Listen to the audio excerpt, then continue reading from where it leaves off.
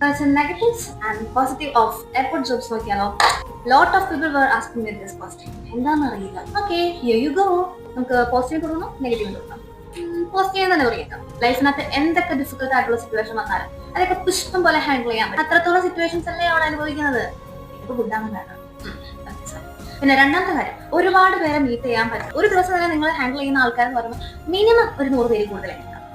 ഇനി എയർക്രാഫ്റ്റ് ഒക്കെ നമ്മുടെ അടുത്തേക്ക് വന്ന് ലാൻഡ് ചെയ്യുക, നമ്മൾ അവരെ യാത്ര അയച്ച് കൊണ്ടുവരിക എന്നൊക്കെ പറയുന്ന ഒരു കൈൻഡ് ഓഫ് ഡിഫറെന്റ് ഫീൽ ആണല്ലോ. മിനിറ്റുകളുടെ സെക്കൻഡുകളുടെ ഒക്കെ വാല്യൂ തിരിച്ചറിയാം. ഇനി നമുക്ക് കുറച്ച് നെഗറ്റീവ് വശങ്ങളിലേക്ക് പോലും.